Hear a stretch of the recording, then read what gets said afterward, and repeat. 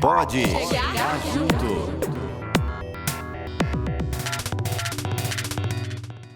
Olá, pode chegar junto. Este é o podcast que vai te ajudar a se proteger contra golpes. Eu sou Flávio Grossi, delegado de polícia do time do Gabinete de Segurança e Inteligência do Ministério Público de Minas Gerais. Sejam bem-vindos e fique com a gente. Agosto é o mês da segurança institucional do Ministério Público de Minas Gerais, instituído pelo Conselho Nacional do Ministério Público. Nosso objetivo é incentivar a cultura de segurança e proteger, acima de tudo, o nosso patrimônio. Para marcar esse período, o Ministério Público lança o podcast para informar sobre golpes. Afinal, quem nunca sofreu ao menos uma pequena tentativa de golpe? Os estelionatos, os golpes virtuais, são um problema que aflige toda a comunidade e não deixa de atingir o nosso público. Comigo, nos estúdios, o promotor de justiça, Dr. Rafael Fernandes, coordenador do Gabinete de Segurança e Inteligência, e o promotor de justiça, Dr. Mauro Elovitch, coordenador do Grupo de Atuação Especial de Combate aos Crimes Cibernéticos, Gaia Ciber.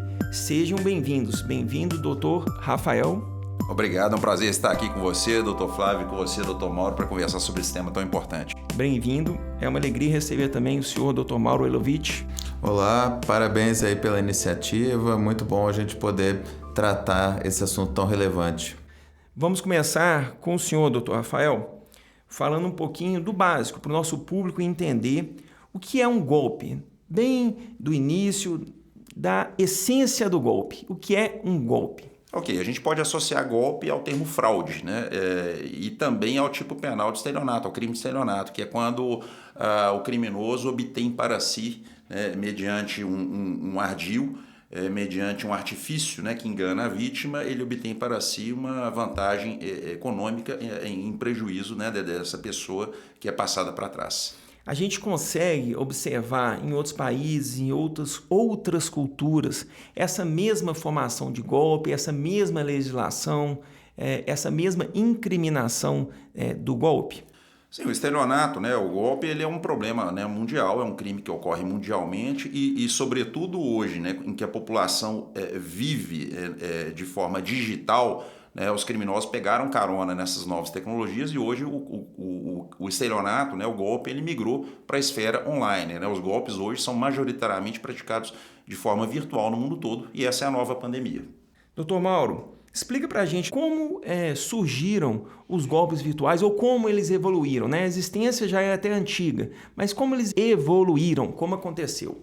Como o Dr. Rafael colocou, né, desde que o homem é homem, sempre tem alguém querendo passar o outro para trás, querendo tirar vantagem mediante alguma fraude, alguma enganação. E o que a internet veio trazer para a gente foi justamente potencializar isso. Especialmente pós-pandemia, que a gente passou a se comunicar, a estudar, a conversar com parentes, a comprar e vender online com muito maior intensidade, é natural que, assim como o modo de vida nosso foi para o meio digital, a criminalidade também fosse. Então, eles aproveitam essa maior gama de oportunidades que a internet traz para cometerem crime. E eles aproveitam principalmente um fator que não correu atrás dessa migração repentina, que é a educação digital. Eles aproveitam que a sociedade como um todo mergulhou de vez na internet pós-pandemia, mas a educação digital, a preparação das pessoas para essa migração não foi no mesmo ritmo. E é interessante que a pandemia trouxe novos atores para a internet, né? Nossos pais, nossos avós, nossos filhos, que já nasceram nessa era, mas, por exemplo, não usavam transações comerciais, né?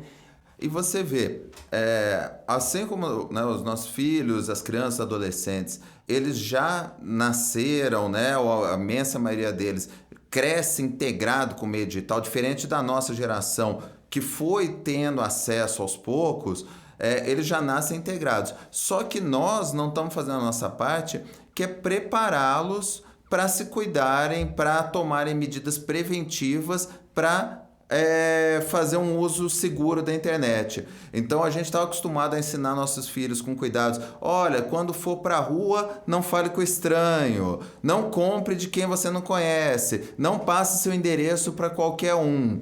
Esse treinamento, essa educação que os nossos pais nos deram para o meio físico, a nossa geração está pecando em não fazer isso adequadamente para o meio digital, para os adolescentes e para as crianças. Talvez porque a nossa geração mesmo caia nesses golpes e ela não esteja preparada sequer para se defender, o que dirá ensinar os outros a se defenderem. É verdade. Doutor Rafael, essa quantidade de gente atingida, né, que o Dr. Mauro falou, a gente consegue estimar em números a quantidade de vítima, o tamanho de prejuízo que isso trouxe para a sociedade como um todo? Em se tratando de Brasil, doutor Flávio, a gente tem estatísticas muito discrepantes, né, e a subnotificação nesse tipo de crime é enorme. A gente teve, no caso do Brasil, o último Anuário Brasileiro de Segurança Pública, né, que foi divulgado em relação ao ano de 2022, trouxe um número de cerca de 1.800.000 estelionatos nacionalmente, dos quais cerca de 200 e poucos mil seriam fraudes eletrônicas. Mas esses números estão muito subestimados porque a gente tem uma subnotificação enorme. Para além disso, a gente tem que lembrar o seguinte também. De acordo com a Global Skin Alliance, que é uma entidade global de combate a golpes virtuais, cerca de 7% apenas das vítimas reportam esses crimes às autoridades. No Brasil, isso não é diferente. E em relação às fraudes eletrônicas, a gente tem um agravante. Acredito eu que a maior parte desses 1.800.000 estelionatos, na verdade, são fraudes eletrônicas. Por quê? De 2019, período pré-pandemia, aliás, 2018 para 2022, os golpes quadruplicaram no Brasil. Os números foram de 400 mil para 1.800.000, os números oficiais. E seguramente o que fez com que esses números, né, evoluíssem, né, nessa escala foram os meios tecnológicos. É uma enormidade isso. Né, nos quais os bandidos pegaram carona. Os bandidos hoje fazem home office criminal. Sim, né? sim. E a gente ainda tem que pensar, né, doutor Rafael, o tipo do estelionato mediante fraude eletrônica, 171, parágrafo 2º-A do Código Penal, um tipo penal recente. Perfeito. Ele foi acrescentado em 2021. Então, a gente tem problemas nos registros de segurança pública. Muito estelionato mediante fraude eletrônica é registrado como estelionato comum, é registrado como outro tipo penal. Então, a gente não tem uma padronização nacional de registro criminal. E isso dificulta demais a obtenção dessa estatística. Concordo com o senhor completamente. Essa estatística é completamente insegura para refletir a realidade. Exato, mas e muito bem lembrado, doutor Mauro.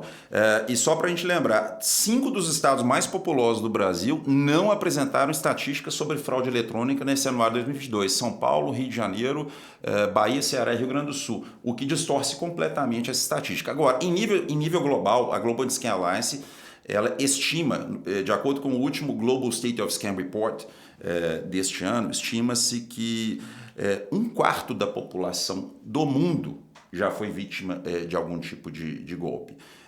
E o Brasil é o país que tem a 4ª maior perda financeira em golpes. 66 bilhões de dólares estima-se foram perdidos para criminosos em 2023. O Brasil, então, é o 4º país com maior perda de volumes. A perda de dinheiro em nível global chega a mais de $1 trilhão. E o Brasil é o 4º com maior perda em valores absolutos, sendo que é o 3º país com maior perda em proporção ao PIB, ultrapassado apenas por Quênia e Vietnã. Quênia e Vietnã 3,6%, 3,5% de perdas em relação ao PIB, e o Brasil 3,2% do PIB é perdido para golpes. Hoje eu acho que é quase impossível você não conhecer uma pessoa que, no mínimo, sofreu uma tentativa. No mínimo. Ontem mesmo eu recebi 5 ligações da falsa central bancária. E com certeza você conhece algumas pessoas que já perderam dinheiro. É a verdade refletida em números, né? Puxando o gancho aqui, doutor Mauro, quero fazer uma pergunta sobre as fronteiras físicas, né? Qual é o dificultador para apuração? E aí eu deixo para o doutor Rafael também falar um pouquinho se há um dificultador para o cometimento do crime, começando pelo senhor. Não há, as fronteiras físicas hoje, elas inexistem para o cometimento de golpes, né? Com o advento aí de grandes tecnologias, né? A gente começou lá atrás com a internet, depois com redes sociais, smartphones, né? Aplicativos, plataformas internacionais. Isso tudo facilitou demais o cometimento de golpes em escala global. Eu mesmo no meu WhatsApp eu recebo mensagens volta e meia me oferecendo alguma oportunidade, né, de um trabalho secundário por meio de mensagens que vêm da Índia, África do Sul, Nigéria, Indonésia e por aí vai. Então a tecnologia ela foi um grande facilitador para o cometimento de golpes numa escala interestadual e até transnacional. Então a gente pode dizer que fronteiras físicas não são fronteiras virtuais. Não há. Não há esse limite, né? Não há. E, doutor Mauro, a apuração, aquele levante de informações, as fronteiras, elas são impeditivas? Elas são um dificultador. O que acontece? Como o Dr. Rafael colocou, para o criminoso não existe mais fronteira.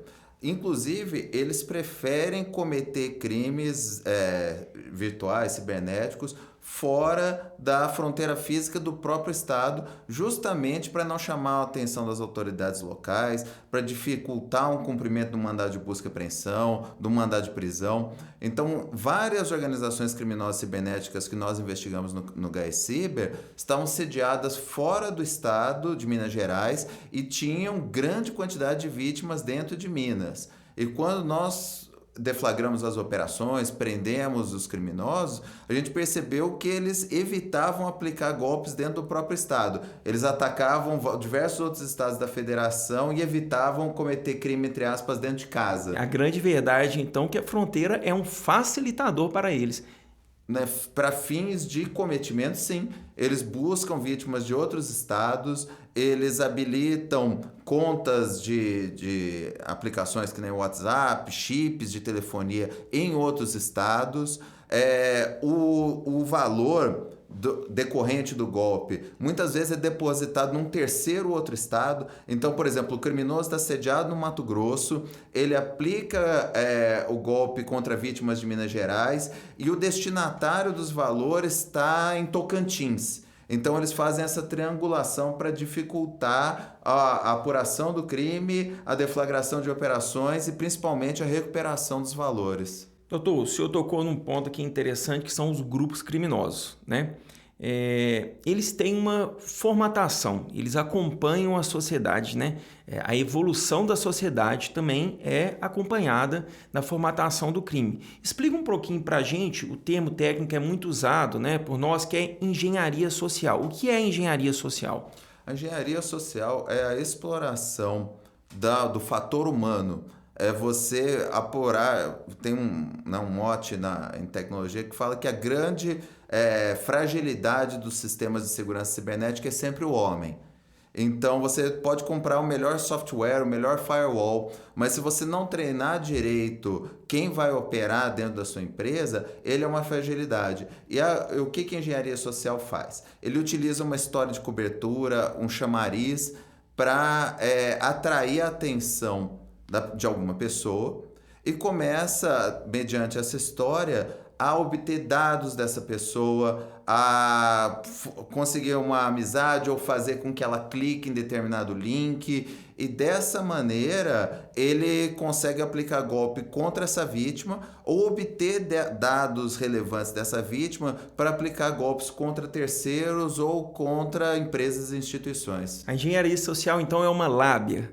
É isso, é uma lábia tecnológica. Exatamente. Então, muitas vezes, e aí é outro fator que a tecnologia faz diferença, não é só a conversa, é a conversa com uma foto que ele tirou de uma rede social, é a conversa com um dado vazado que ele obteve. Então, quando a pessoa aplica o golpe do WhatsApp e manda uma mensagem para a mãe do Dr. Flávio, ele não vai ser só na lábia, ele já sabe que é a mãe do Dr. Flávio, então vai falar: oi, mãe.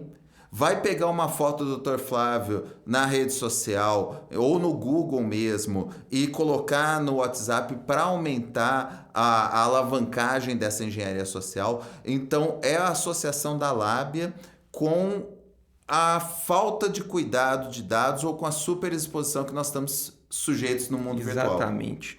A gente consegue, Dr. Rafael, encontrar esse tipo de engenharia social em outros lugares do mundo, né? A gente consegue encontrar uma similaridade de golpes em outros países, na Europa, seja no Oriente Médio ou nos Estados Unidos? Doutor Flávio, eu acabei de voltar de Bruxelas, onde a gente participou do Global Anti-Scam Summit, representando, né, o Ministério Público de Minas Gerais. A gente participou de um painel global em que nós tínhamos autoridades de diversos países, da Austrália, de Singapura, da Nigéria, também da Holanda. E a engenharia social está disseminada no mundo todo. Os golpes, como eu disse no início aqui da nossa fala, são a nova pandemia. Muitos golpes que a gente tem aqui no Brasil, que são corriqueiros, ocorrem numa escala global. O golpe da falsa central, né? Por meio do qual eles buscam obter dados, né? Uma tática para phishing tem ocorrido.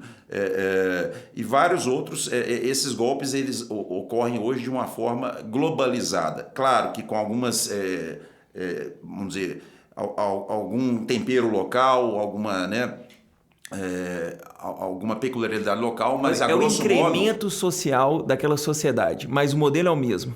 O modelo é o mesmo, muitos golpes são parecidos. Até o do motoboy, por exemplo, a polícia de Antuérpia, na Bélgica, apurou um esquema também, que aqui no Brasil a gente conhece como golpe do motoboy. Né? Olha que interessante, Rafael.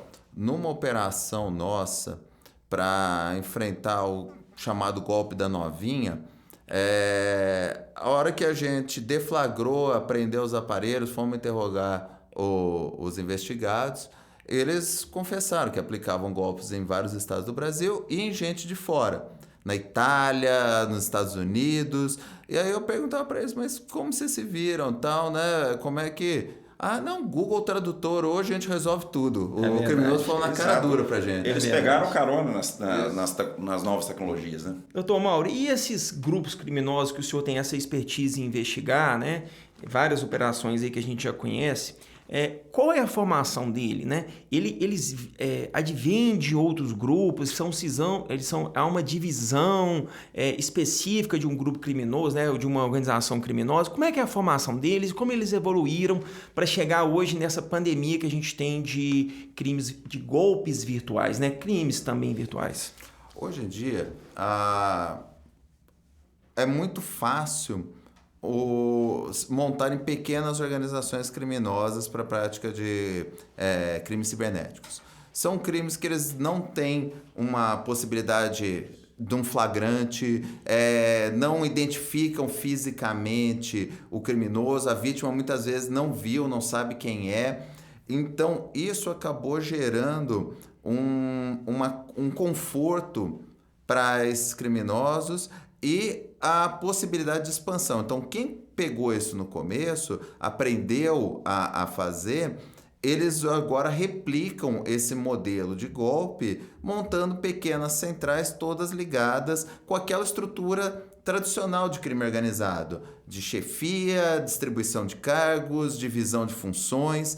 Então, na maioria dos crimes que a gente investiga de estelionatos, golpes cibernéticos, organizações criminosas voltadas a isso, geralmente eles têm uma chefia, eles têm um núcleo operacional, que é quem aplica os golpes, e um núcleo financeiro separado, que são geralmente os laranjas ou os movimentadores de contas abertas de maneira fraudulenta, que recebem o dinheiro e repassam para a organização. E esse repasse acaba gerando até uma estrutura quase empresarial. Eles usam esse valor para, entre aspas, franquear, para montar novas centrais, novas pessoas para darem golpe e ligarem a esse esquema. E o que acontece? O que começou de maneira autônoma, as organizações criminosas pequenas, locais, voltadas ao crime cibernético, não passou desapercebido das grandes organizações criminosas. Então, nas áreas dominadas por facção, eles já começaram a controlar, inclusive, a prática dos golpes cibernéticos. Eles falam, olha, nessa área aqui que é a área dominada, só vai poder montar central de golpe se for ligado ao CV, se for ligado ao PCC. E eles já perceberam que isso é uma grande fonte de renda para eles, sem o risco do confronto direto, como acontece, por exemplo, com o tráfico. Entendi. Então hoje nós temos grandes organizações e temos pequenos lobos solitários, vamos dizer assim, atuando. E o mais interessante, geralmente não é a questão nem de lobo solitário. Dificilmente o especializado no scam vai praticar aquilo sozinho. Entendi. Então são pequenas crimes. Pequenas matilhas. Mas elas funcionam na mesma Entendi. Estrutura de uma organização criminosa. Muito bem delimitado pelo Dr. Mauro e complementado pelo Dr. Rafael. Vamos fazer um pequeno intervalo, tomar uma água e, na volta, vamos falar como se prevenir desses golpes. Fique conosco.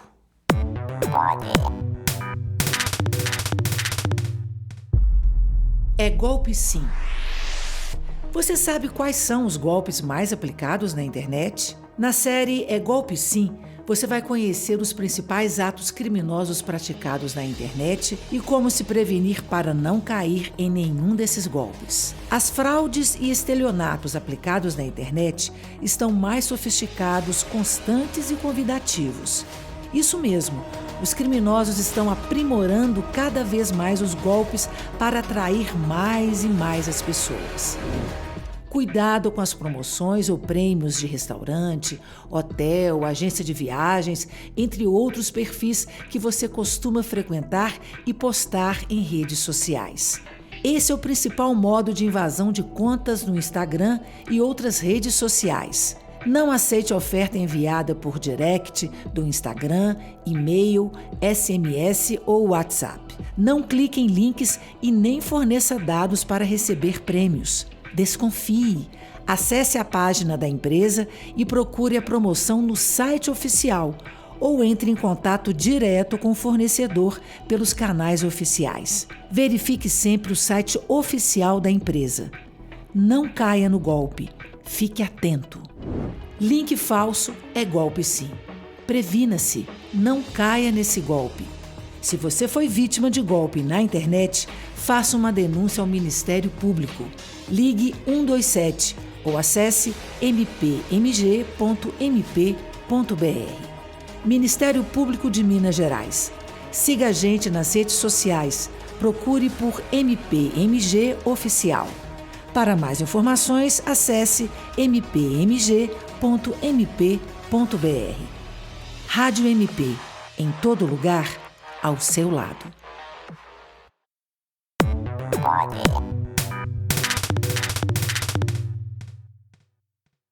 Bem-vindo de volta ao Pode Chegar Junto e estamos aqui com os promotores de justiça Rafael Fernandes e Mauro Elovitch, que vão nos explicar como se prevenir dos golpes virtuais. Voltando então aqui, Dr. Rafael, explica pra gente quais são os principais aplicativos usados na aplicação destes golpes, né? Nós sabemos que os mais usados, naturalmente, serão os principais artifícios para esses golpes.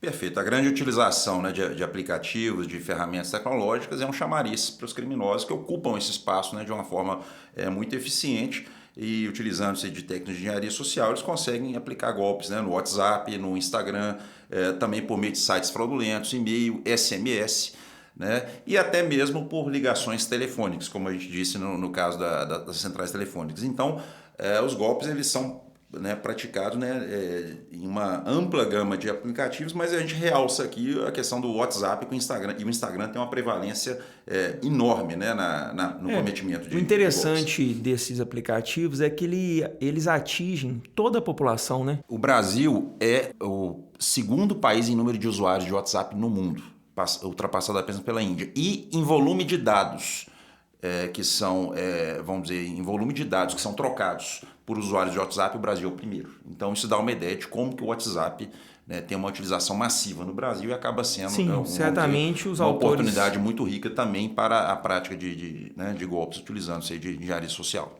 E, doutor Mauro, a gente consegue ter uma visualização de quais são os crimes mais comuns? Fala um pouquinho pra gente do que o senhor consegue observar no dia a dia no trabalho. Olha, campeão disparado realmente é o golpe do WhatsApp. É a utilização de dados vazados para uma engenharia social para se fazer passar por terceiros, entrar em contato com familiares, com pessoas próximas e pedir dinheiro. Pedir pagamento de boleto. Esse é disparado em número o maior escândalo do Brasil. Tem muitos relacionados à invasão de Instagram. Então, as vítimas acabam perdendo o controle da sua conta e os criminosos usam a conta da vítima para aplicar golpes nos seguidores delas. A gente tem uma incidência muito grande de e-mails e ligações fraudulentas. Então, os criminosos eles utilizam aplicativos que, entre aspas, maqueiam o número de telefone. Então, você recebe um telefonema, acha que é de um número e, na verdade, ele vem de um outro, né? Uma ligação virtual, um VoIP. Mesma coisa os e-mails, eles maqueiam o cabeçalho, então eles colocam um cabeçalho falso, mas, na verdade, não é o verdadeiro remetente da mensagem. Qual é o objetivo dessa sequência de ligação e dessa enxurrada de e-mail que nós recebemos? São 2 pontos. Ou é a aplicação direta do golpe, ele vai pedir para a pessoa clicar, fazer um pagamento, dizer que ela está com uma parcela vencida, mandando um boleto em correção ao anterior, e a vítima acaba fazendo o pagamento direto. Ou então é uma etapa, é uma engenharia social para obter dados dessa vítima para aplicar outros golpes contra ela mesma ou contra os familiares. Então, às vezes, num primeiro momento, obtém dados da vítima para depois fabricar um boleto falso e mandar para ela por e-mail. Então, a gente tem esses dois caminhos mais comuns. Então, ele pode ser o golpe em si como um ato preparatório para o golpe. Exato, exatamente. Entendi.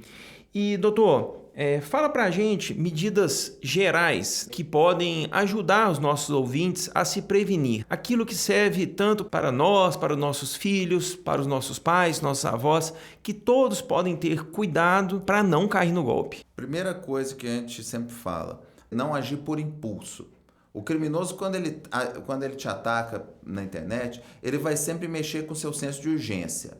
Então, ele vai atacar ou pelo medo, então fazendo alguma coisa, você vai perder sua conta, você vai ter sua conta bloqueada, eu sou sua filha e estou precisando de um recurso urgente, senão vou perder a prestação da casa. Ou o medo, ou então a oportunidade de um ganho econômico. Olha, uma promoção que vai acabar em 15 minutos, só temos mais 3 unidades do produto. Então não haja com impulso, tenha calma, não transfira imediatamente valores, confira se a fonte daquela mensagem é confiável. Se, por exemplo, se está fazendo passar pela sua filha, ligue para o número antigo da sua filha para ver se é ela mesma. Tenha esse cuidado de checar de onde você recebeu a informação e não transmita dados para qualquer um. Não vá passando informações estruturadas. Então, endereço, parentes, dados de parentes, porque isso na mão dos criminosos é ouro. Isso é muito importante, né, Rafael? Não obstante os nossos dados já estarem circulando, né? Sim, os nossos dados, né, já foram vazados inúmeras vezes. A gente tem vários relatos de vazamentos, inclusive vazamentos, né, de sites governamentais. Os nossos dados estão passeando, né, na Deep Web, na Dark Web. Você tem hoje organizações que são especializadas em venda de pacotes de dados para outras organizações, é o que se chama de Crime as a Service, né? E, enfim, isso facilita tremendamente para que os criminosos consigam montar esse ardil, essa engenharia social, né? A engenharia social nada mais é do que aquele antigo ardil do estelionato que era praticado antes de mediante ali um contato de proximidade. E hoje eles usam, né, todas as informações para criar essas histórias e convencer as vítimas. Não há melhor forma de prevenir os golpes que não o conhecimento, né? E essas pequenas atitudes que o Dr. Mauro trouxe aqui para a gente fazem parte de uma grande barreira que com certeza nos ajudará e ajudará o nosso ouvinte, né, a se defender contra esses golpes.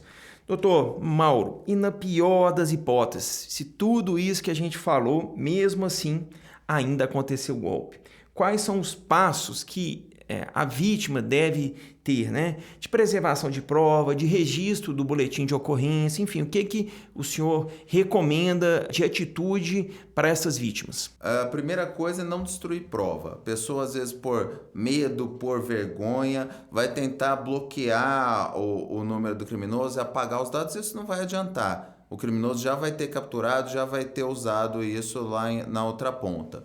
Então, não destruir provas. Se a pessoa que caiu no golpe tomou prejuízo por meio de transferência via Pix, Existe o mecanismo especial de devolução, que é um sistema que o Banco Central criou para entrar em contato com as agências bancárias, bloquear esses valores imediatamente após a transação e tentar fazer o retorno para as vítimas. A gente também sempre recomenda, além de não apagar a prova, fazer sempre o registro da ocorrência. Os estelionatos mediante fraude eletrônica, em regra, salvo exceções, funcionam mediante representação. Então não adianta a vítima só fazer o BO online, vai ficar ali por meio do BO. Ele tem que procurar uma delegacia de polícia, uma autoridade e dizer expressamente que ela quer representar para que seja instaurado um procedimento. Ela tem que levar para a autoridade que vai investigar o máximo de informações possíveis. Então, se ela receber o contato via um SMS, via uma rede social, levar a conta da rede social, levar a conta de WhatsApp por meio do qual ela se comunicava com o criminoso, os comprovantes das transferências. Quanto mais dados a vítima trouxer para a autoridade, mais chances existem de ser uma investigação bem-sucedida. Doutor, excelente apontamento. Eu quero agradecer a presença do senhor, doutor Rafael Fernandes, por estar conosco aqui nesse podcast, e eu tenho certeza que as pessoas hoje sabem um pouco mais e podem se prevenir contra esses crimes. Também agradeço imensamente, doutor Flávio, e também a sua presença, doutor Mauro, que contribui imensamente aqui para esse podcast. Um abraço a todos. Muito obrigado, é um prazer colaborar e espero que a gente volte em outras oportunidades para aprofundar esse assunto. No episódio de hoje, nós falamos sobre como se prevenir dos principais golpes virtuais. Este é o Pode Chegar Junto, o podcast que vai te ajudar a se prevenir de golpes. Conversamos com o coordenador do GSI, Dr. Rafael Fernandes, e com o coordenador do Gaia Cyber, Dr. Mauro Elovitch. Este episódio está disponível no Spotify, no YouTube e também pode ser ouvido na Rádio MP. Eu sou o Flávio Grossi, do time do GSI, e nos encontramos no próximo episódio. Um grande abraço e até a próxima. Pode chegar junto.